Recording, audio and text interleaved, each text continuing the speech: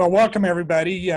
We very much appreciate this opportunity to have a really important conversation, and this is really about congressional actions and how we as a system can engage and be part of a really important conversation around congressional actions. We have a really powerhouse team to share with you some thoughts around this important idea. Hunt Shipman is with Cornerstone Affairs, our lobbying group, and this group has been really pivotal in helping us stay on top of congressional actions, bringing our priorities forward to help identify opportunities, and has been really engaged not only with Extension, but the entire board on Ag Assembly that we'll talk about more here in just a few minutes.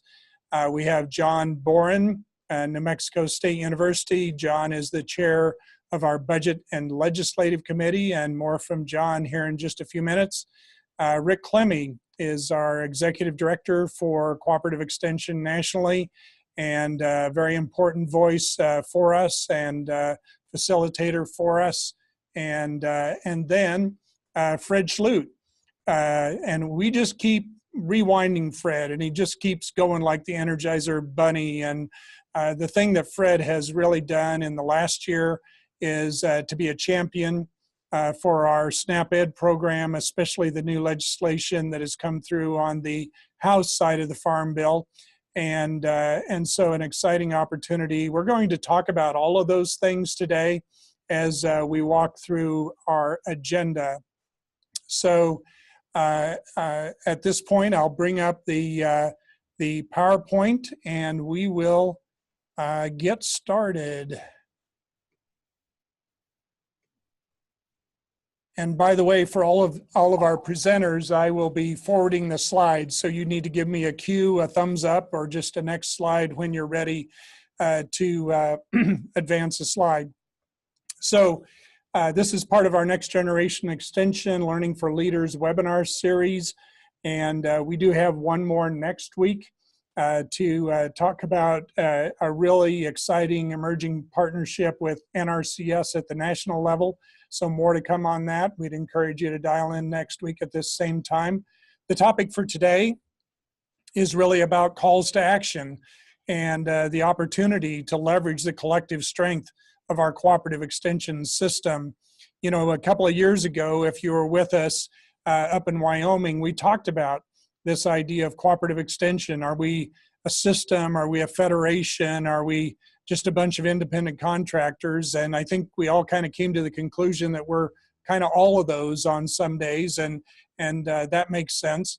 But as we think about congressional action, certainly if we could come together on issues and opportunities, there's ways that we can work together. Now, this is a very complicated org chart, and I'm just going to hit some of the highlights for you. But it's important to understand kind of how legislative appropriations and policies work through the system. This is all sponsored as part of APLU, the Association of Public and Land Grant Universities, and it really starts with the Board on Ag Assembly. And by the way, there are other boards, a Board on Human Sciences, and other boards that we work with as well. But our primary affiliation is through the Board on Ag Assembly, or the BAA. And so you're going to get a little too much of the alphabet soup that comes with this stuff. Kind of the next layer is really managed by the Policy Board of Directors. And these are people that are in leadership roles, either deans of colleges of agriculture, in other cases, represented by people who work in extension or teaching or research or international programs. And Michelle Rogers, who is on our webinar today, is the cooperative extension representative to the policy board. And Fred Schlutt is our alternate in that role. Right underneath the policy board, and by the way, the policy board makes a lot of decisions around advocacy and strategies and things like that. But two very important committees underneath the policy board. One is the Committee on Legislation and Policy. This is the group that is primarily focused on things like the Farm Bill, so policy issues. The other group is the Budget and Advocacy Committee, or BAC, and they're primarily focused on budget. So our annual appropriation through NIFA for Smith-Lever or 1890's extension, those kinds of advocacy priorities come through the Budget and Advocacy Committee. You'll also notice to the left the Council for Agriculture Research, Extension, and Teaching, that's CARET, our stakeholder group that works closely with our colleges of agriculture across the U.S. to advocate on our behalf.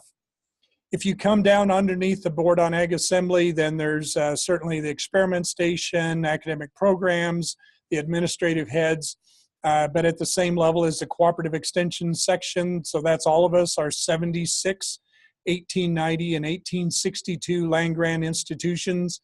You might ask where the 1994s are. We consider them part of the family, but they're not formally affiliated with APLU. So that's the answer to that question. We wish they were directly affiliated. They were at one time, but that doesn't stop us from working with them. The representative body of the Cooperative Extension section is ECOP, the Extension Committee on Organization and Policy. It's my pleasure and honor to chair that group this year. Ed Jones will be taking over on October 2nd. And that group has a number of committees, but there's an executive committee with one representative from each of the 5 regions. And reporting to the executive committee is the Budget and Legislative Committee that John Boren chairs. So how's that for alphabet soup? I think we covered every letter in the alphabet somewhere in that process.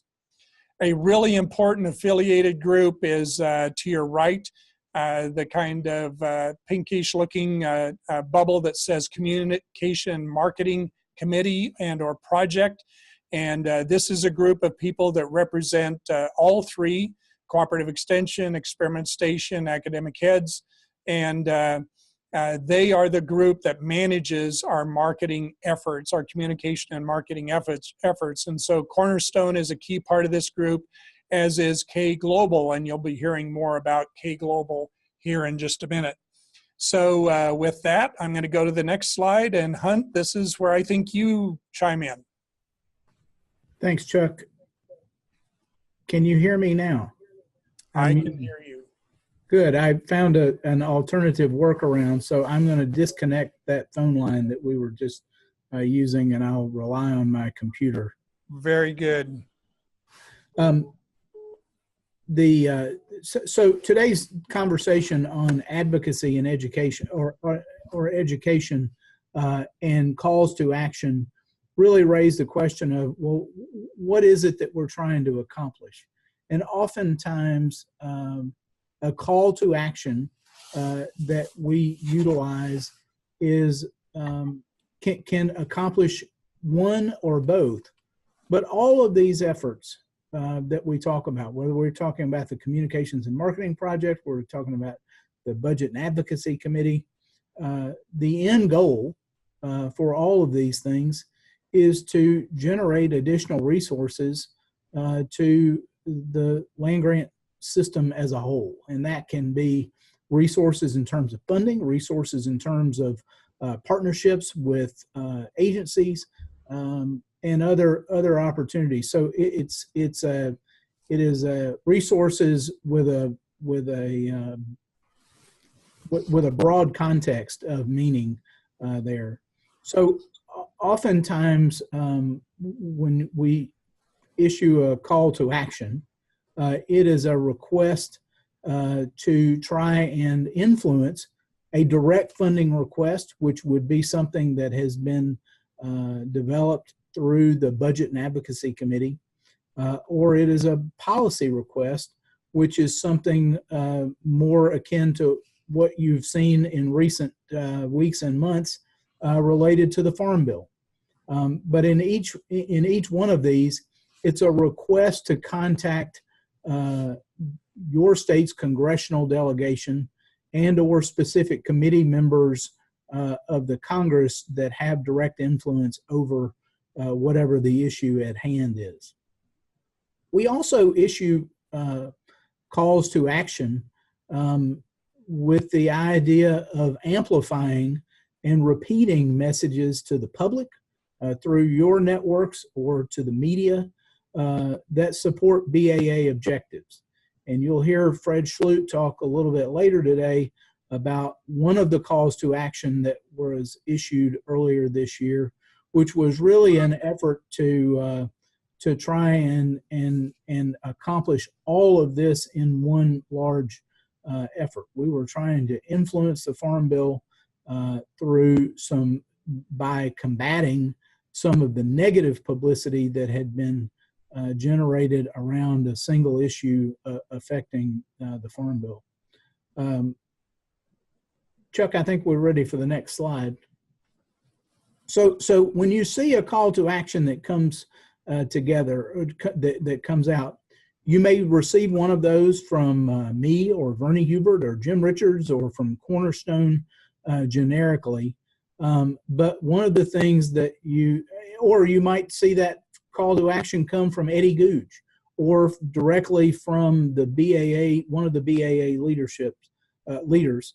But in each one of those cases, you can be confident that what you're receiving is something that is in furtherance of an action or an objective that has been vetted through the policy board of directors and approved. So when we send out a call to action on the annual appropriations process and funding associated with that, that is to directly impact the funding request, the 6 priorities that have been identified by the BAC and approved by the policy board, or perhaps to defend a hostile move in one of those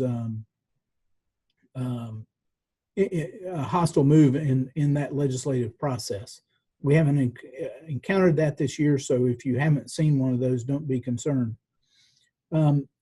What we try to do in each one of these is to give the university leaders a background on what it is that is they're being asked to do, and to identify who exactly it is that we're asking you to contact.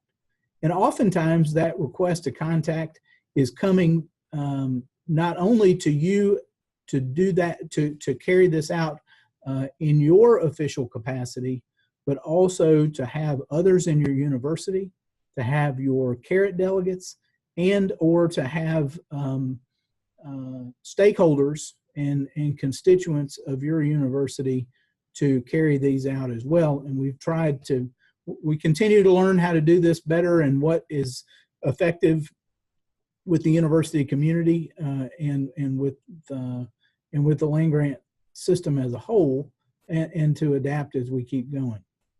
Chuck, I think we're ready for the next slide.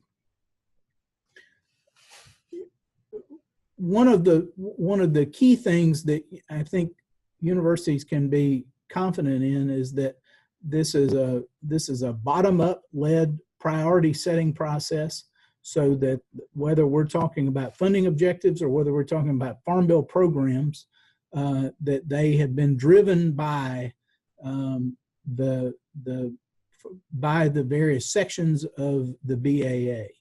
In the case of an appropriations item, those would be organically generated within each section, come through the budget and ledge committee of that section or appropriate entity, depending on whether we're talking about ECOP, SCOP, academic programs. Those are then, each one of those entities has a representative on the budget and advocacy committee. Those conversations begin really every year in November during the APLU annual meeting, and then are finalized in the spring and ratified by the policy board of directors. A very similar process occurs with policy objectives. We began the Farm Bill policy process more than a year ago with conversations that began with the Committee on Legislation and Policy, which again has section representatives, and each one of those sections were asked to bring policy of proposals and objectives forward to the CLP, which then approved them, and then that whole package was ratified by the policy board of directors, and has been, in the case of this year's Farm Bill, has been each one of those items has been worked through, and I think most of you are probably aware of the individual outcomes that we've had. In some cases, we're reacting to proposals that may not have been generated by a section, or even considered by the as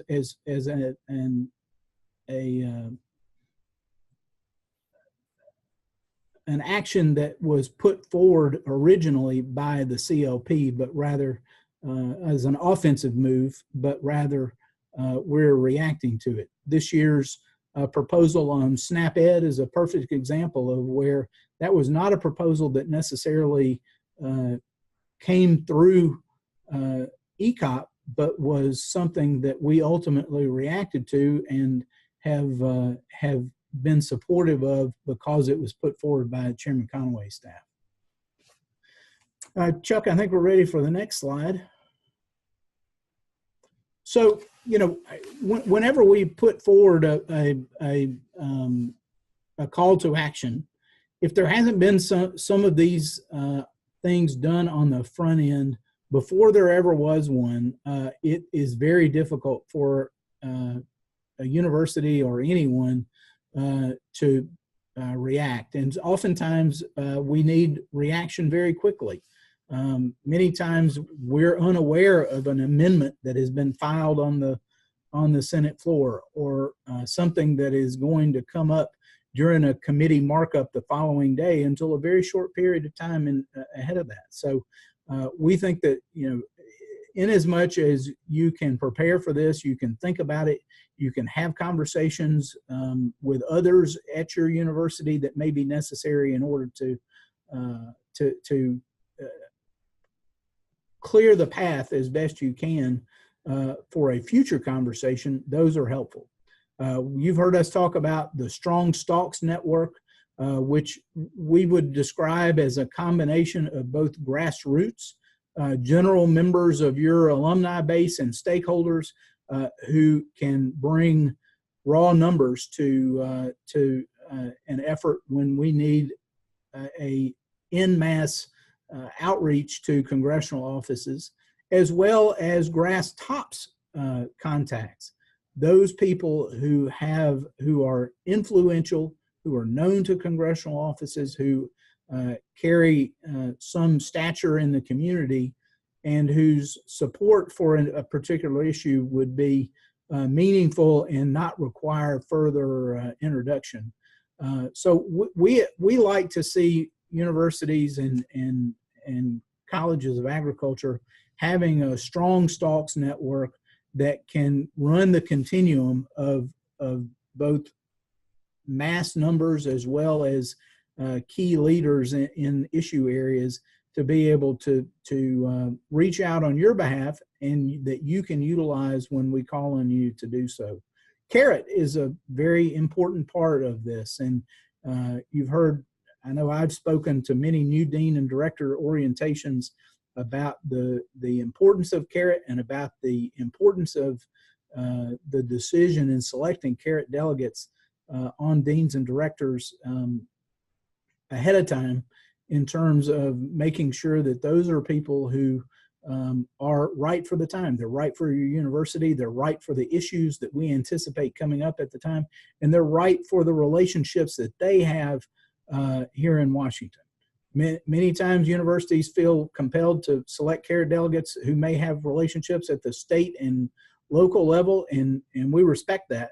But we hope that you also have Carrot delegates who can have relationships at the federal level and can be have those available to be brought to bear when we need them. You know, the last point that I would make in this is really about your university's internal policies, and I think that's one of the things that we continue to have learning pains with, especially in the calls to action that we've had this year. you know, we realize that every university is unique. Every university has its own structure in terms of who calls the shots on congressional contact.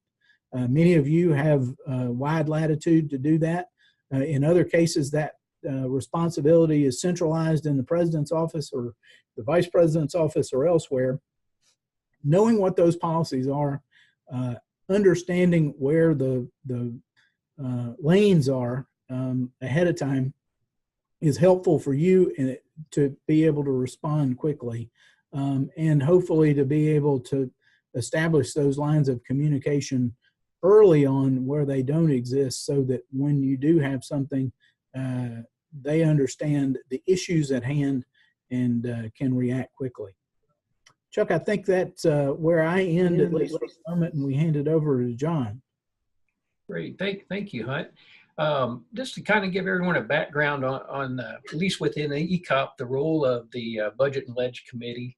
As many of y'all know, is the primary focus is to establish federal legislative budget and advocacy agenda for the cooperative extension section as a whole, and also as importantly to represent extension priorities, as Hunt and Chuck were talking about the structure, to the BAA Budget and Advocacy Committee as it relates to funding priorities, and then the Committee on Legislation and Policy as it relates to policy priorities. And with that is always, of course, to encourage the overall APLU Board on Ag Assembly to support our extension system priorities as a whole.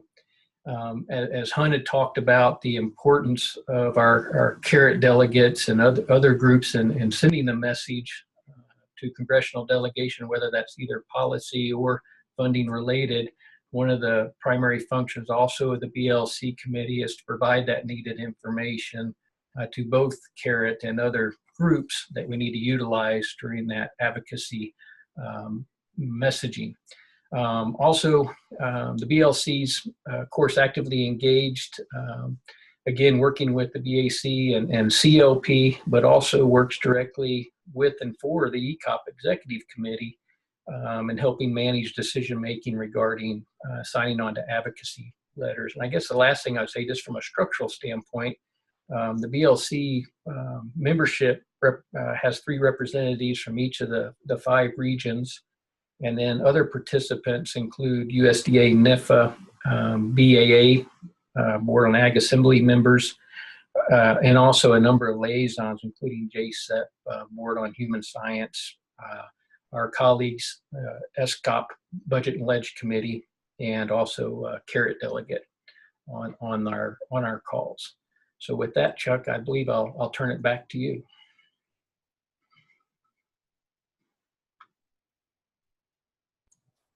I think I pick up here again, Chuck, and just to maybe give some examples to the hypotheticals that we've been talking about. You've seen call to actions from us come out this year as it related to the anticipated committee markup and floor action on the annual appropriations bills. And what we were trying to do then was to ensure that we were generating requests from congressional offices and Senate offices to the Agriculture Appropriations Subcommittee for the one ask, which was comprised of those 6 lines that had been identified by the BAC as priorities for this year.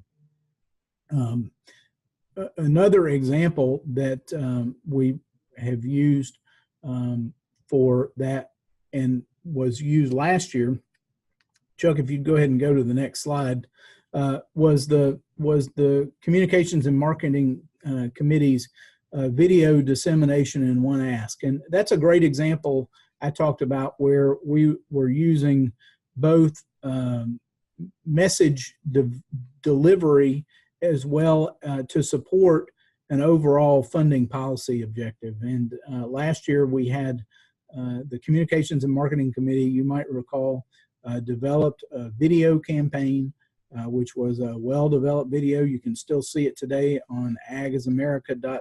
I believe, which was really designed to tell the depth and breadth of the land grant system, and was also designed to support. Last year was the first year that we had gone out with our one ask approach, so a single appropriations target, which was a $200 million increase across those 6 priority lines to increase funding available both on research extension programs at 1862 and 1890 programs, as well as our 1862 and 1890 universities, as well as our competitive grant program in AFRI.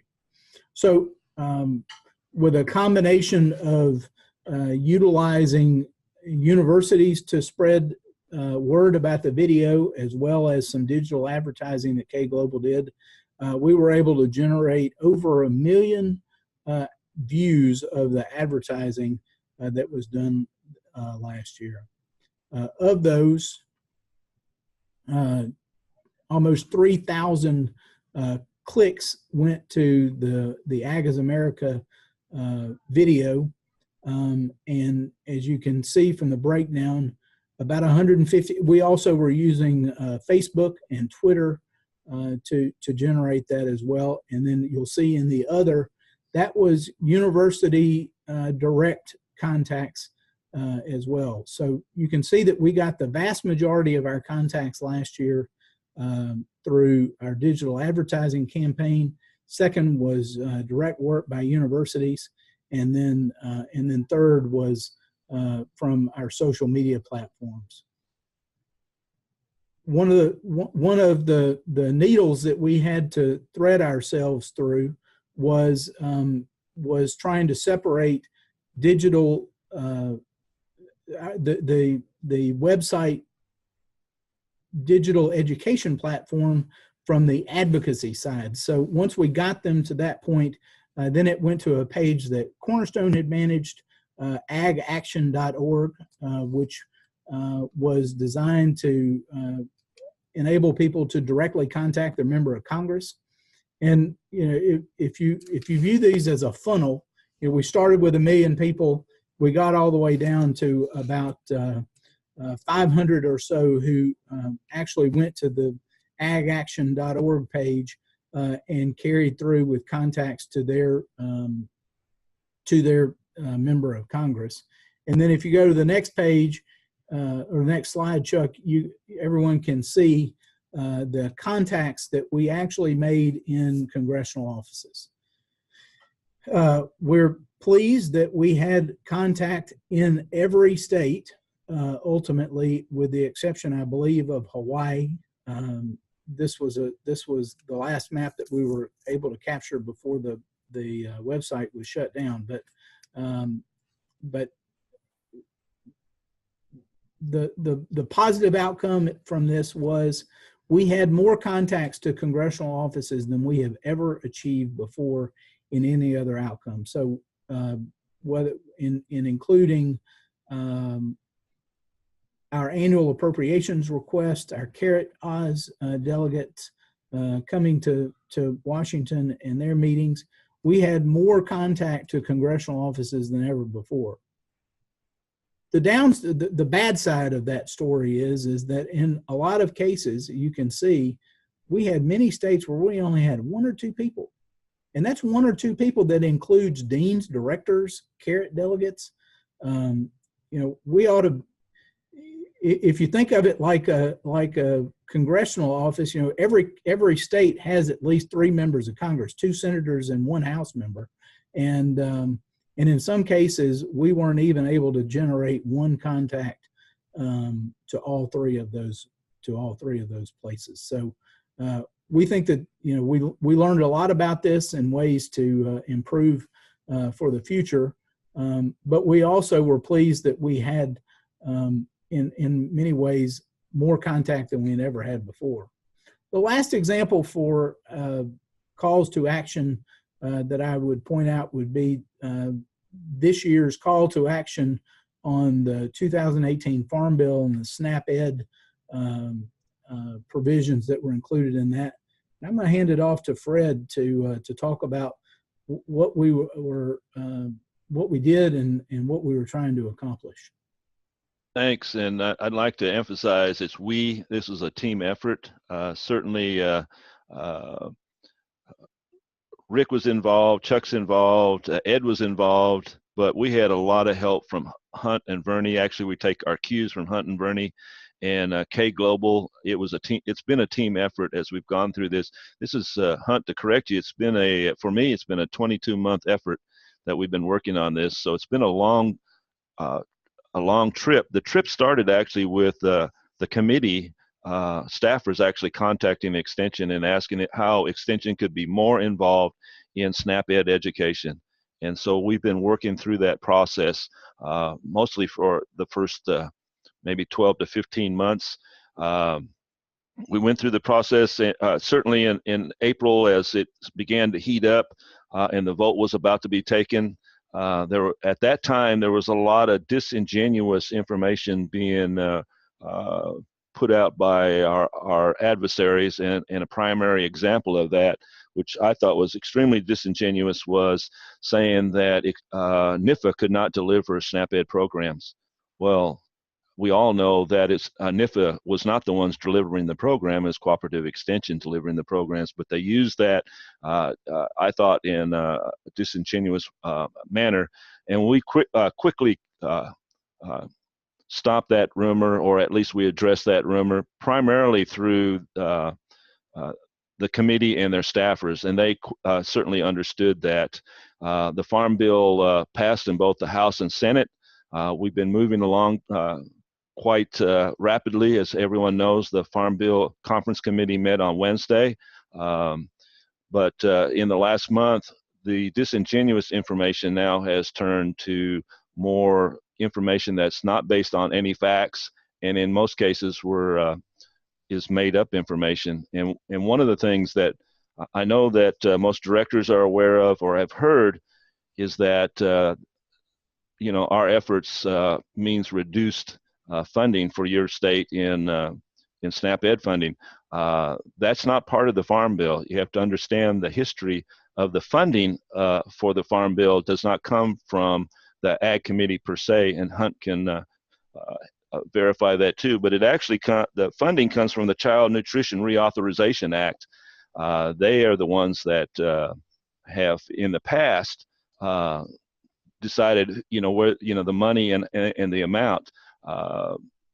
That's kind of rubbed members of the House Ag Appropriations Committee kind of in a raw way, in that they're creating legislation, but it's another committee that is actually creating the funding. And so when you hear this information that this is going to defund, our effort in the Farm Bill is going to defund that, that's not an extension effort, and it certainly is not part of the bill. It is a tug of war, however, between the House Ag Appropriations Committee and the House or the Child Nutrition Reauthorization, which is part of the House Ed and Workforce. So we've been battling that false nature. The second issue that we've certainly have dealt with is that as soon as the bill is signed, all the partnerships will dissolve. It's never been part of what our intentions, and we're out to not only enhance the networks and the partnerships we have in states, but we certainly want to work with them in a larger scale. So those are the two main issues that we've been fighting. The last 2 months, Chuck, Ed, and myself and Rick have been writing op-eds, and we've written 2 op-eds, and they've been circulated around primarily in the DC area, trying to make sure that, but they get picked up other places, but trying again to influence people or give them the information and awareness that they need about our efforts in extension to display our ability to provide nutrition education to the whole country. That's been pretty successful. This week, Rick and Chuck and I received a letter or email from the chief of staff for for the House Ag Appropriations Committee or the Farm Bill Committee, saying, "Hey, look what I just saw." And so I know that after she saw that and shared it with us, it was the op-ed Rick and I wrote just recently, and she shared it with all the committee members on the conference committee. So up to this point, we're really working hard with not only the members of the Ag House Appropriations Committee, but trying to also trying to see how we can influence the 9 members of the Senate that are on the conference committee. Hunt, do you have anything to follow up, or Rick or Chuck?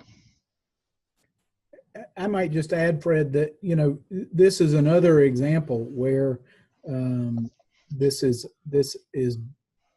a call to action, which is both trying to generate direct contact with congressional offices, as well as to have universities to participate in these op-ed projects. You know, in each one of these, we have both, K Global has reached out to 13 target universities who were identified based on them being in a state that had a comfrey on the Farm Bill, or in a couple of cases were likely to be very influential because of pivotal races that were going on in their state this year. And while they might not be a member of the conference, were members of the Agriculture Committee generally, and could be very influential here. Go ahead. Just to offer a couple of statistics about that, of those 13 targets, we broke them into 2 groups. A group that was sort of our top tier priorities because of the senior position that maybe their members were in, and then a second tier, which maybe included some more junior members, or they weren't the subcommittee chairman of jurisdiction. Of that, so in the first group we had 6 states, 6 universities. We were able to get 3 of the 6 to write an op-ed. In the other group, we had 7, and we again we just had 1 to back out today. So we're at 3 of 7 who have actually gotten something that they're comfortable with, and that K Global has been able to pitch to media outlets in their state. But the real objective of this was to put a local face on to combat some of the things that Fred's spoken to in terms of criticizing the idea that cooperative extension could not deliver this program. It was not taking a position on the Farm Bill as a whole, or even the SNAP issue broadly, but specifically speaking to the ability of cooperative extension to deliver nutrition education programs. And I might follow up with some of the things that Hunt said earlier, particularly on stalks and grass tops. I'm lucky in 2 cents. My entire congressional delegation in Alaska, there are only 3 people. I've been here 10 years, and so I can call our senior senator pretty much at any time. She's on the overall Senate Appropriations Committee. But what I've done over the last 10 years is develop a real strong relationship with their staffer who's in charge of ag issues. And I literally probably converse with them once every 2 weeks on issues that they're asking me about and how it impacts Alaska. And so, it's taken a long time to develop that relationship. The other issue, it develops credibility not only with the congressional staff, but here on campus. We have a federal relations guy that has slapped my hand 3 times over the last 10 years of why am I involved in this, and I've explained it over and over. And just this week, he called me from the president's office saying, "Hey, should we be involved in sending a letter to show our displeasure about the ERS and NIFA movement?" And I said, "Absolutely, and here's why." And so I helped him draft or sign on to that letter that went out earlier this week. So, it takes time to develop that kind of relationship, but you might as well start today, because the call to action might happen next week. Oh, great. Thank you, Hunt and Fred and John, for your comments. We do have a couple more slides that relate to the survey that we did earlier, but I think at this point we ought to pause for a moment and see what questions or comments you might have. By the way, if you open up the chat box, I did provide links, one to Ag is America, and the second one to a really important information-rich website called land-grant.org. Make sure you get the dash in there.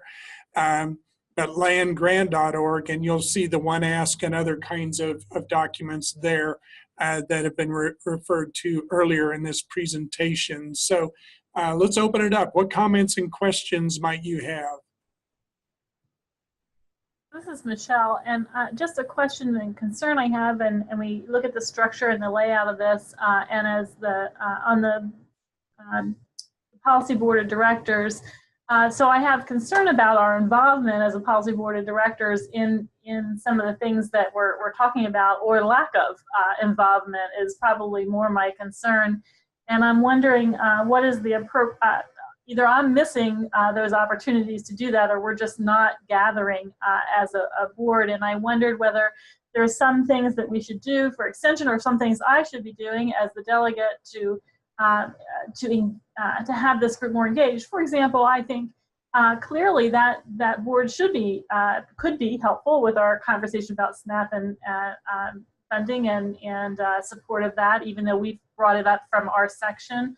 And I'm just wondering, with those on the call today, if there's more we should be doing, or I should be doing as our delegate, to have that group, because quite frankly, other than the meeting that was in Mexico, I'm not aware of a meeting of the Policy Board of Directors to work on a number of these, and there's a lot of things happening. So I know that's our structure, but I'm concerned that the structure is working, and I don't mean that I mean this in a positive way about how do we make the system work for us. So I'm not raising this as a complaint. I'm just asking us as a system, and those of us interested in this, what, if anything, we should be doing in that direction, and welcome input of the things that I should be doing as our representative to the Policy Board of Directors. Thoughts?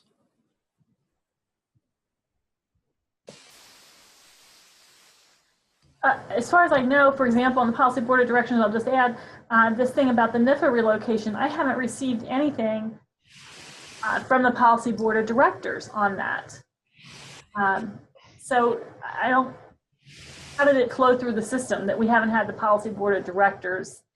I'll take a short shot at it, because I'm certainly not an expert, and I'm happy to serve as your alternate to the policy board, because I also have a concern that because of the structure, we're not nimble and fast enough to address a lot of these issues. I think that's what you're talking about, and sometimes the system doesn't get the pertinent information out to not only the policy board members, but I don't think we're doing a really good job sometimes of getting, pertinent information or decision making out to the whole system, so that we can all begin to vet it and think about it, how we should be reacting. So, Hunt, I'm not certainly here to say we need to have a more nimble, flexible system, but SNAP Ed, or the Farm Bill folks, they came directly to ECOP, and we pounced on it. I'm not sure if it had been vetted through the other system, how long we would have waited till we took action, and we took action probably within 7 days, Rick, I think would be about right, and have worked on it constantly since then. We, interestingly enough, Michelle, we had this discussion with the ED&A this morning. Allie brought up the point you were raising about not being included. At the risk of having Chuck go off about the rigid institutional barriers that we have, I think that we all here have been part of a pretty, at least by relative standards, inclusive organization around engaging decision makers and being part of conversations that develop policy statements. And even when we need policy board input, sometimes it says, well, it's almost like you got to wait till the next time they meet.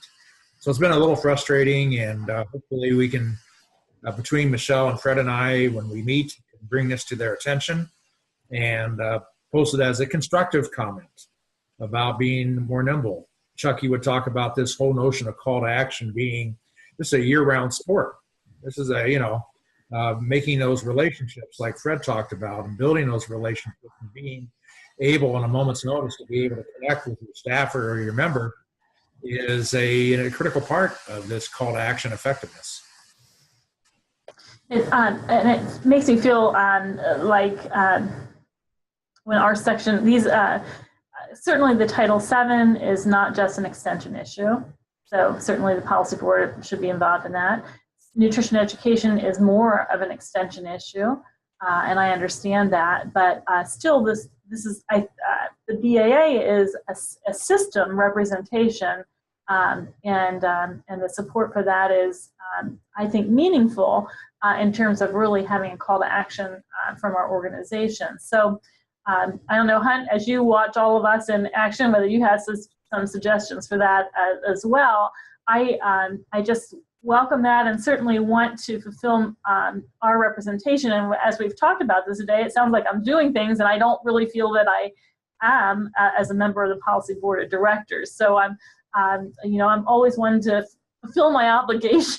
So if there's things, Hunt, as you observe this, that should be done, I'm open to that too. I don't know that I can contribute a lot, but I think, take the comments that have been shared so far, that, we can, it's often easy for us to assume that either APLU staff is sharing information directly or that these things are more broadly known and understood than perhaps what they in fact really are. In the example that you gave of the NIFA move,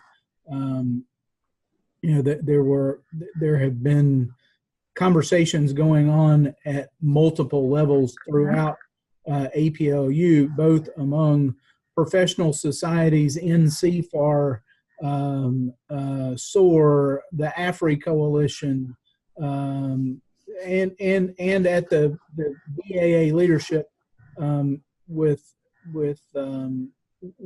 the committee chairs and so it's really been viewed, I think, as both. It has come up in both the context of, is there a funding matter here as well as is there a policy issue? Some have suggested that that Congress should address this in the context of the Farm Bill. I don't want to short circuit hey, we don't have much time left today, but I also don't want to short circuit the call that Orlando McMeans, I believe, is scheduled for next Wednesday. I encourage everyone to do that. I will give you a brief preview of some of that. Orlando, Greg Bohach, Craig Bayruti, Ian Maw, and I met with the Deputy Secretary of Agriculture earlier this week. It was a very positive conversation, and if you've not received Eddie Gouge's email today, you should be receiving it as the pig makes its way through the python here, that there is, USDA will announce this afternoon, or has announced this afternoon, a 30-day extension of the opportunity for expressions of interest from universities to be submitted to USDA on the NIFA and or ERS relocation. So,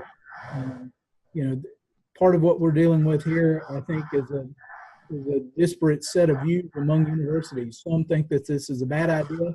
Some think the Secretary of Agriculture should manage USDA as he sees fit, and some, see see an opportunity for them to bid on the opportunity to host NIFA in their state or at their university. So, I think that there is not a unanimous view among the BAA as a whole as to what should be done here, but I'm sure we can get into that more on Wednesday. Thanks, Hun. And I don't want to say that I haven't seen these things. I've known that Chuck and others have been involved in the conversation. So I don't want to, it's not that I don't know that conversations are going on, but it's not clearly coming. So we set up the structure and we say, here's the structure and here's how this works and here's how it goes through. But that's, I would say that's not really how it works because this certainly hasn't come through or been a result of a meeting of the policy board of directors or so forth. So I don't want to take over this whole conversation. I think it's probably a conversation for elsewise, but we just talked about this is our structure and how we do it, but in reality, I'm not sure it's a functional structure. So I'll leave it at that. Thanks, Michelle. Let's walk quickly through the results of the survey. Rick, if you would take the lead on that, please. Thank you. So thank you for the people who responded to the survey. Sandy Rubo indicated we had a 42% response rate, and some of this will be of no surprise to you. So I have 4 slides here which talk first of all about the current status of our capacity for responding to calls to action. I told somebody today that if you were to map our abilities, it would look like a scatter diagram. There's almost no trend to it. There's a lot of multiple pathways within institutions to respond to calls for action. And that's, I think, Hunt, you referenced that early on, and the majority require check-ins with either congressional or government affairs personnel or higher-ups in administrative offices. But there is a positive response in the survey to building and strengthening relationships with congressional members and staff, and I'll take that as a positive coming from this survey. What's not easy to tell, and we didn't really ask, is whether stakeholder networks are being developed and strengthened in this relationship building. I think that that's a challenge for a lot of campus leaders to really build those kind of networks effectively. Of course, I always use Purdue's P-Carrot as an example of that, but it is one that is an example how that can be. And sometimes the barriers, as we learned in the whole nutrition education call to action, may be as much political as they are institutional. Or they may be that people already have strong relationships with elected officials, as Hunt pointed out, and would rather just keep doing that as opposed to entering into an op-ed or something like that. Next slide, Chuck. So what can we do in terms of call to action effectiveness? And these are just taken from the various comments. And I really appreciate the survey responders for taking the time to actually make suggestions. I think and I think somebody said this earlier, providing context and background for calls to action. Often only those that are kind of involved in that whole process of policy development and developing calls to action really understand the background. We even had an idea that we might, every time there's a call to action, we might do a webinar, which helps to explain the processes behind it. And the notion of being able to integrate political environments into a call to action and understanding that a one-size-fits-all call to action has to have some flexibility to it, because what you do when you have a relationship like Michigan State has of Senator Stabenow is different than there might be in other states where we have relatively new administrators and or elected officials. Define urgent. What does urgent mean? We get urgent, and is urgent really urgent? And another problem I think that was mentioned earlier is they come from different people, and it creates a little uncertainty in the mind of a receiver of the calls to action to whom that comes from. Increasing lead time would be great. Sometimes, Hunt, that's just not possible, but more lead time, particularly when you want to do the connect institutionally to ensure that you're going to develop a cohesive response is good. And maybe designing companion materials for communication to offices. Yeah, the notion, as Doug Steele was in the middle of an orientation this morning I was involved in, and are we as good working with our CGA folks as we could be across the country? Next slide, Chuck.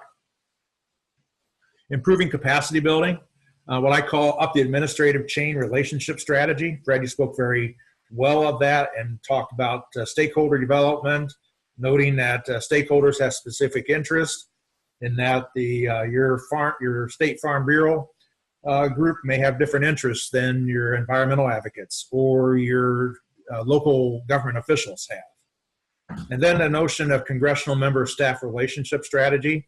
Fred, you talked about really emphasizing, although you could make the call to your senior senator, you built a relationship with their ag staffer. And then Chuck, the last slide.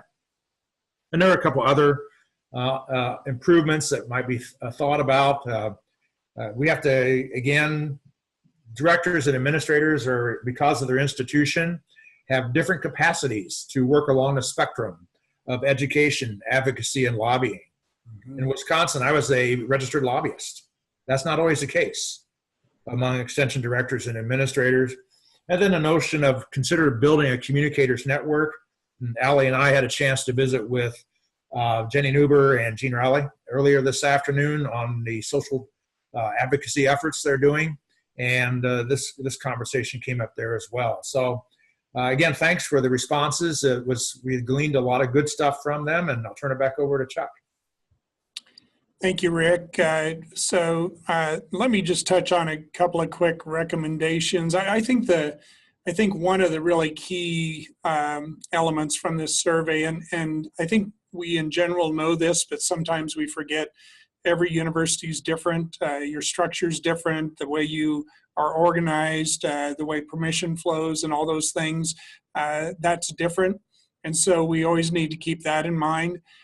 Rick also mentioned this idea of lead time, and I can tell you there is a conversation that started, and it's not very mature at this point, but the idea that maybe what we really need is a business plan for the work we're trying to do here, and thinking about what are the priorities in terms of funding, and design that well in advance and communicate that with everybody so we all know what's going on. And then to the best of our ability, be ready when these calls to action come, so we're not scrambling trying to figure it out. We already know. I think with Doug Steele coming on board as Vice President of Food, Agriculture, and Natural Resources at APLU, and we appreciate very much what Ian has done to help us and support us in many ways. Doug is, I think, going to maybe look at this a little bit differently and give us an opportunity to really continue to build our capacity for education and advocacy. So just a couple of recommendations, and I apologize if these seem fairly direct and simplistic. We also know that 55% of our extension directors and administrators are new in the last 3 years. So if you haven't thought about this, we want you to consider it. And also these things I think have already come up. But the first one is to really work with your dean, determine your role in government relations. And I think the other thing that we've been able to do that's been really powerful is really to connect with ag research, talk about the integration, talk about how we really benefit each other. It seems like sometimes, and it's true here and other places as well, that much of the attention on government relations really is focused on ag research and extension. We just need to step in and remind folks that we're a key part of this play as well. Hunt mentioned this, build a connection with your government affairs staff, whether it be at the college level or the university level, figure out what it takes to get that done.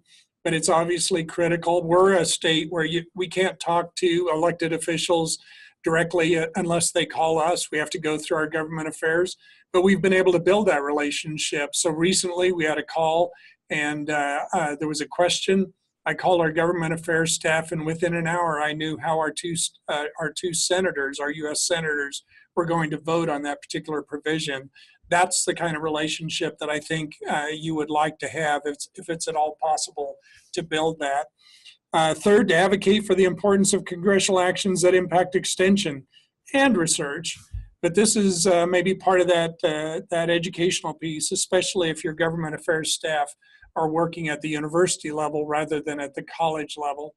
And then the last piece is, and like Rick mentioned from the survey, we need to do a better job of preparing all of us for this, but watch for those calls to action. And if there's any way possible, just think about the power of this 76 unit system that we call the Cooperative Extension Section. And if we could respond in a more collective way, realizing that we all have different approaches and challenges and opportunities, but if we could respond in a more coordinated way, think of the power that brings. So this is the end of our presentation. I'm going to close the PowerPoint, go back to the big screen. certainly invite you, if you have questions or comments, type in the chat or speak up. So thoughts at this point?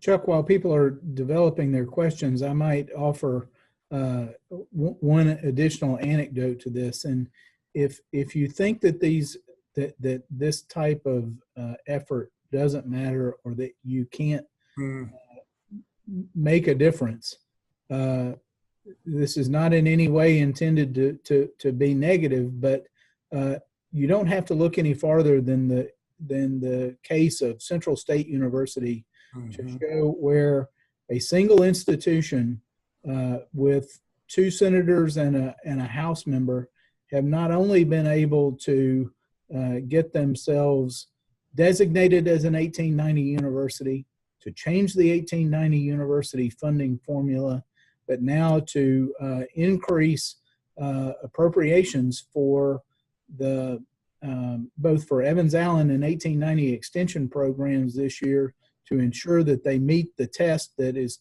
currently being contemplated in the Farm Bill. I can't think of a better example of that. And if all universities could motivate their members of Congress to act in the way that Central State has been able to, think of the outcomes that we could have on a much broader level. Hunt, this is Vonda. I agree with what you're saying in part. That if we were collective and that it was one effort to uplift the whole, then I agree with it. But let's not use them as an example, because it's not necessarily to the benefit of the rest of our system. Oh, totally understand. And again, I wasn't being critical. I was just showing where it does not take a large community to make a difference. Chuck Ross. Hunt, thanks. I think having some examples that I think, as a point was just made, that are broader, that we could share kind of system-wide, could be quite influential so people have faith that and can see where their participation or others' participation has really moved the needle. That could be useful. You may have a whole a file drawer of those kinds of examples that would motivate us to say, yeah, it's worth my time working through the bureaucratic maze that sometimes is our university to get an answer. So anyway, that's just a suggestion. I got to jump to another meeting, but this is helpful. Thank you very much. Thanks, Chuck. Before we move, I just want to echo what Chuck said, but for carrot. If there's ways to demonstrate clearly with success stories or other anything, so that the directors know that it's worth their time and effort to insert themselves in the carrot choosing process, even if it's difficult, that would be great. It's a great point.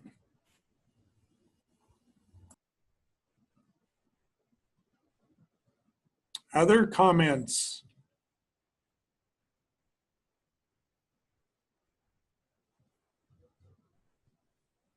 Bill, you're muted.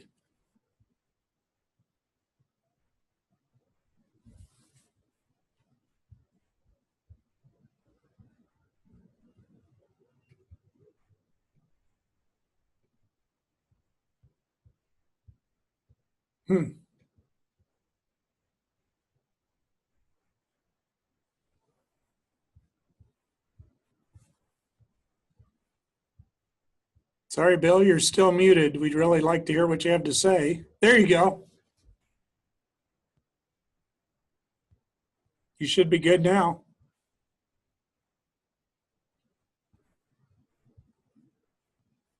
Try again, Bill. Can you hear me now?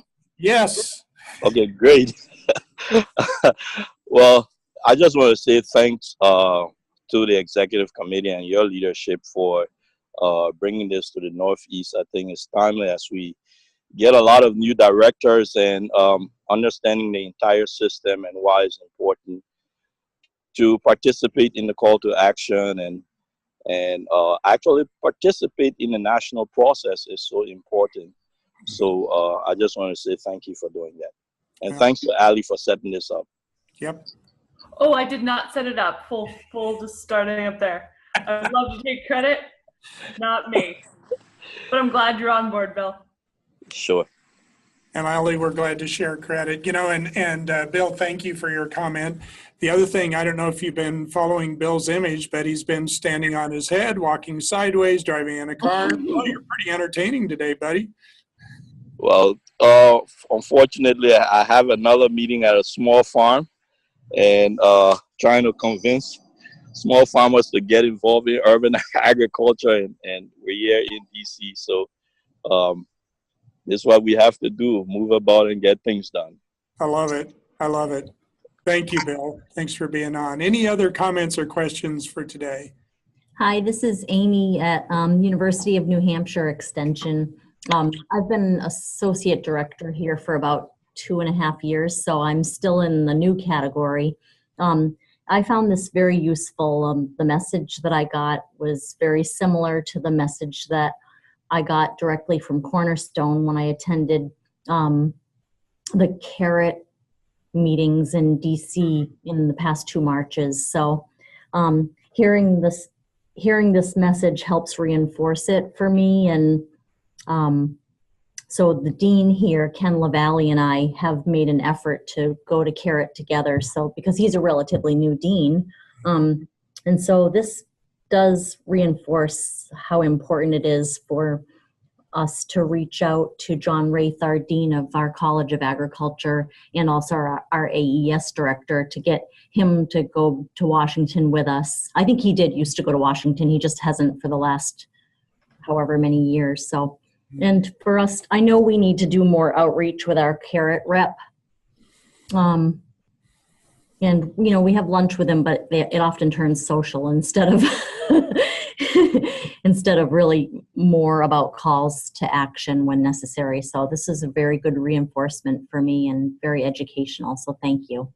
Oh, great, Amy. Thank you. And I think your call out to CARET is really important. I hope all extension directors and administrators know that they're invited to go to the CARET meetings, to be involved, to go to the Hill on the Wednesday or whenever those appointments occur. And, I think sometimes we wonder about the effectiveness of our CARET delegates. Meeting with them, to your point, is a great way to connect and help them think about priorities, but also think about messages. And I know when we go to the Hill with our CARET delegates, we don't have to say a word. We say hello, we sit down, they sit down, they deliver the message. Of course, we've prompted them. We've helped them think about what the priorities are. But it's always interesting to me whenever we go individually to meet with our federal delegation, we have a good conversation. When our CARET group delegates go with us, it ramps it up another notch higher. So that's our huge opportunity. But encourage everybody to go to the CARET meetings in February. Great opportunity. I agree, certainly.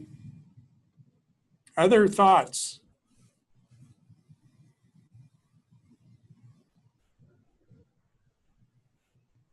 Well, thank you to all of our presenters for your time today. This is a really important topic. I think as the survey suggested, we need to work to continue to get better at this, and that's a commitment that ECOP is making. But a big part of this is about communication and being proactive and those kinds of things that help put you in a position where you can be more engaged and more effective in your role. So thank you all for your time today. I wish you the best. If you have other questions or comments that we could be helpful with, please don't hesitate to give us a shout. Thanks, everybody. Have a great weekend. Thank you. Thank you.